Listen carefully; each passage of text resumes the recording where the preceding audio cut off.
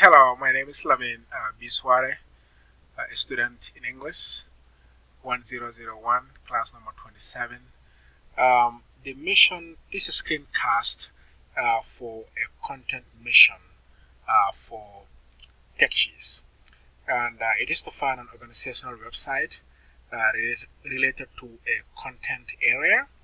And the website that I found I'm going to be presenting on is the USDA, United States Department of Agriculture, Economic Research Services, and that is right up here. And the this is related to the content area food security. And first, I would take you on a tour to just kind of tell you the mission, kind of show you the mission. You click on here about Economic Research Services on the United States Department of Agriculture. It will show you the mission, and the mission is right here. Um, so the mission basically is, sorry about that. The mission of USDA's Economic Research Service is to anticipate trends and emerging issues in agriculture, food, the environment, and rural America to conduct high quality objective economic research to inform and enhance public and private decision making. It also shapes its research program and products to serve those who routinely make or influence public policy and program decisions. Key clientele includes White House and the United States Department of Agriculture policy officials, the U.S. Congress, program administrators and managers, other federal agencies, state and local government officials and organizations, including farm and industry groups interested in public and policy issues. And it is too much to read, but you can see the overview of some of the researches that they do, and it covers an analysis covers broad range of economic and policy topics. You can see agricultural economy, food and nutrition, food safety, global markets and trade, resources and environment, and rural economy. And it goes on all the way here. So to exit out of that and come back to the topics that is right here. So the topic areas for um, USDA Economic Research Services are here. They cover animal products, crops, farm economy, farm practices and management, food and nutrition assistance, and you can see why that is related to food security, just like here, food security in the United States, food and nutrition assistance research. This is vital for so many underprivileged families around the country. Food choices and health, and food markets and prices, food safety, which is all relevant to food security, international markets and trade, and you can see the countries and regions, food safety and international markets. So it goes on rural economy and population. So it covers whole range of issues. Okay, and then if you look here, you can also find a lot of information about food security. For example, if you click on definition of food security, it will give you ranges of food security and food insecurity. And the labels that are used are high food security, marginal food security, low food security, and very low food security. And these are the reviews and the recommendations um, by the department.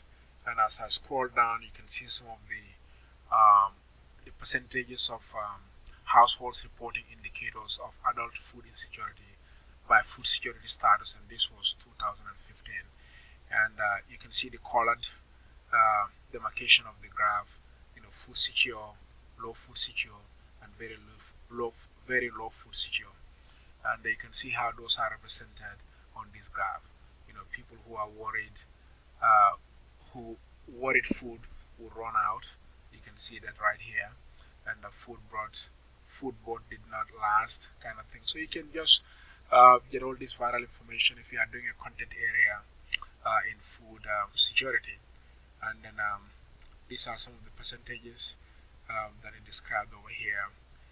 Um, you can also um, look right here to related topics. That's an important tool and resources as well. You can also you can not only look at food securities in the United States, but you can look at the assistance that are available, the poverty and income volatility, and also global food security. So if you want to talk about food security in the broad scheme of things, this is an important area to look at. You can find this information here as well.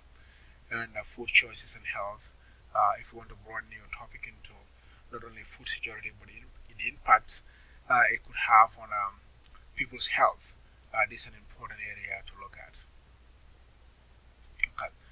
And if you want to look at the key statistics and graphics, I think some of the graphics we went through, but here are some.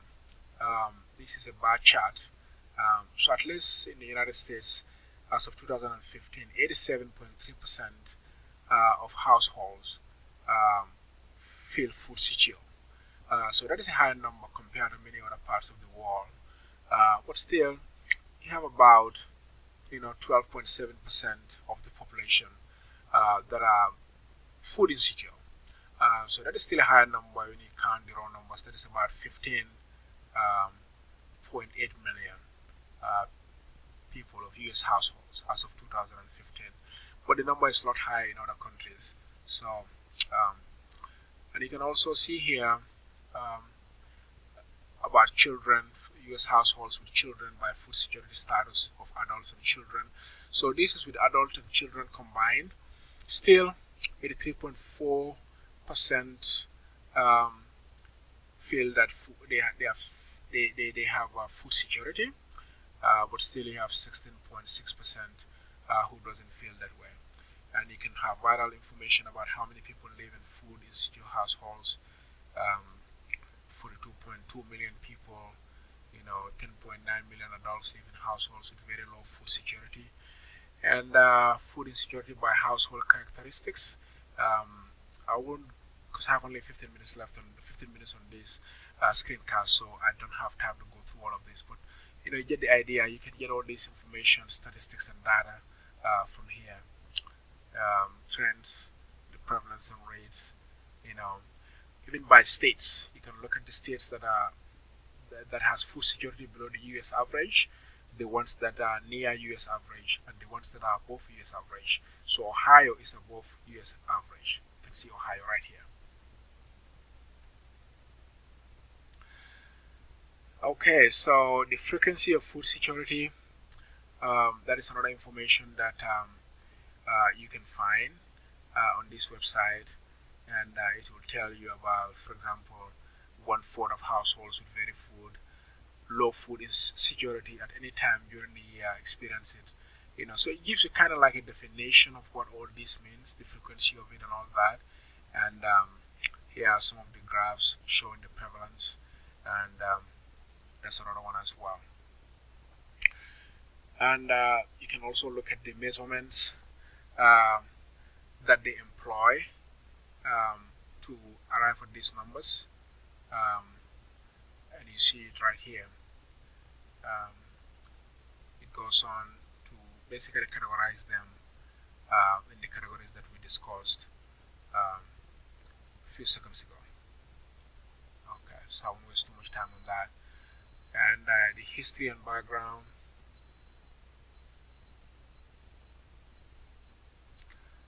Here also you can see the history and background of the food security statistics that is reported by Economics Research Services, ERS. What they are based on. They are based on the surveys developed by the U.S. Food Security Measurement Project, an ongoing collaboration among federal agencies, academic researchers, and private, commercial, and non-profit organizations. So you can read the whole stuff in here. The food security supplement, and other relevant Committee on National Statistics Review, the food security measures, and other information like commemorating 20 years of US food security measurement. And these are the survey tools that they use. Okay, it's loading, and you can click on this guide, you can click on all of these things, and it will lead you to vital informations that you can use that can be helpful. And the readings, just click on that, it's loading. You can read the annual reports, the technical reports of household surveys, articles, etc., etc. And the media resources is also important because on the media resources, you can read a lot of different things about the trend, the interactive data visualization, and even articles that are written about food security. And you can see some of the related topics I think we went over earlier. And you can go to data, and then these are some of the data that you can see, and you can also click on that drop down box, and you can select whatever category that you are looking at. Adoption of genetically engineered crops in the US, AG and food statistics. So it's a lot of information that you can get from there. And publication, you can look at outlooks and stuff like that. Sugar and sweetness outlook, September 2016, the rice market in South Korea. So you can have a lot of important information from these publications. And also you can cite that by topics, for example, or by authors, people who wrote those publications, even publication types. And the newsroom. So basically, news related to food and agriculture. For example, the rice market in South Korea, the effects of the margin protection program for dairy products. You can see that here as well. And finally, let's go to the calendar. And this also gives you what is on their radar: fruits and tree nuts outlook, dairy data.